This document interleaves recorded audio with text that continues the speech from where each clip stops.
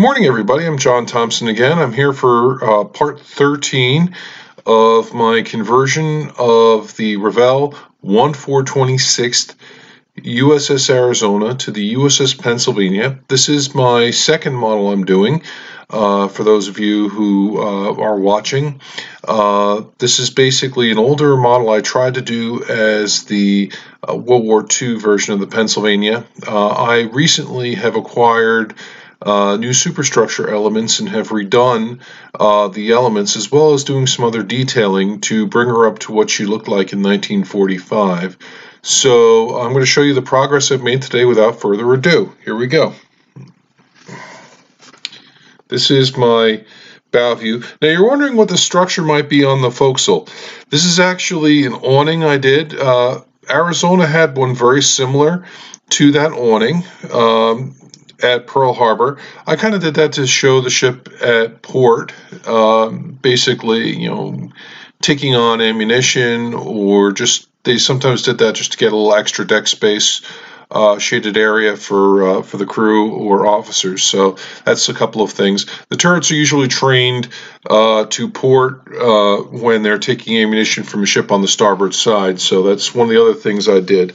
You can see here I have done significant amount of detailing. I put rafts on. We have a superstructure now fitted forward. I still have some photo etch to add to that yet, but all the anti-aircraft is pretty much there. I have a couple more tubs I have to make, which are going to go up by the aft fire tower. But you can see here, it's starting to look a lot like the 1945 model. Now, you're going to wonder what this structure is behind the funnel. I actually found out it was a gun director. I had a 1945 overhead view I found. That's the one thing that is not in my Ernst Smith's book, which complicates things, understanding what you're looking at from the outboard profile.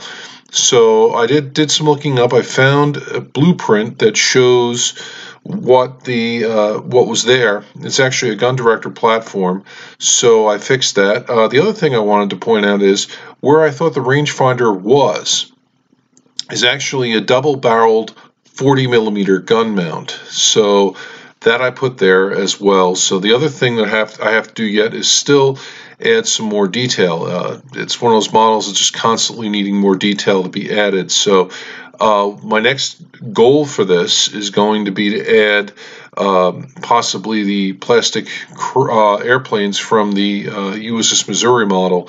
That would be the more correct plane. The Kingfishers are nice. I have to admit the paper Kingfishers are nice because they're decaled and they look good, but they're not prototypically accurate either. However, when she was sent off to be bombed at Bikini Atoll for Tess Sable and Baker, she did have Kingfishers on her. So that's something that I'm considering possibly doing to bring her more up to prototypical appearance.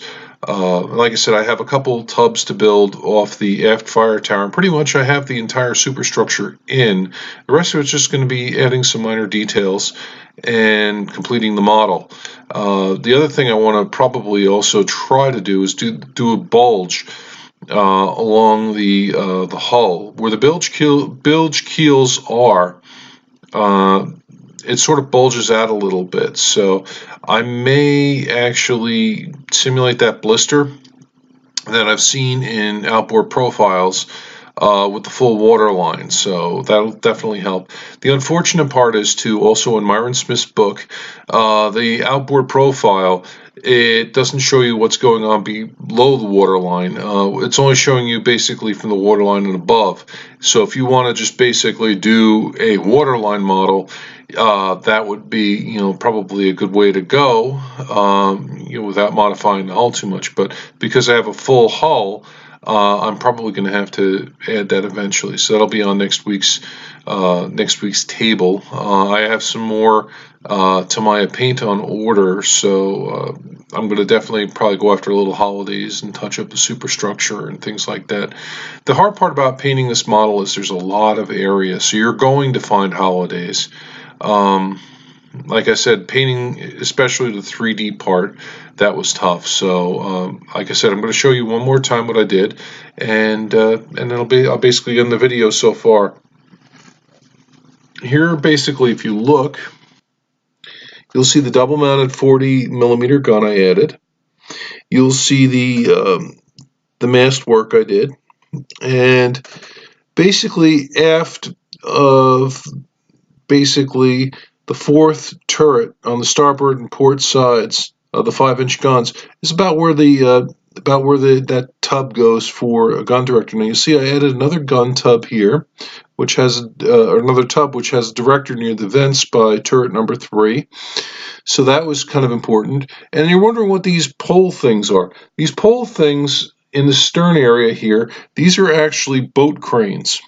There are 2 little boats, according to the blueprints for the Pennsylvania, that are basically tucked in there. So those are for the launches. So that's basically what I've been up to on the ship here. You'll see too, I've also finished plating over on the port side as well. So now the port and starboard sides match.